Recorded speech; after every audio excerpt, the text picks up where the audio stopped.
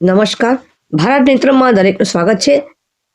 સાતરડા ગામમાં એક પરિવારમાં તાંત્રિક વિધિ કરવાના ઈરાદે એક વન્ય પક્ષી ઘુવડ લાવેલ આ બાતમીના આધારે તપાસ કરતા એક ઇકો ગાડીમાં, જેનો નંબર છે, ગાડી સંખ્યા છે GJ27EF555539 ના લપેટમાં લાલ દોરીથી બંધાયેલ ઘુવડ નગ એક મળી આવતા માલપુર રેન્જનો ગુનો નોંધાયેલ અને આગળની કાર્યવાહી હાથ ધરતા 3 ઈસમો ઝડપી પાડવામાં આવ્યા છે.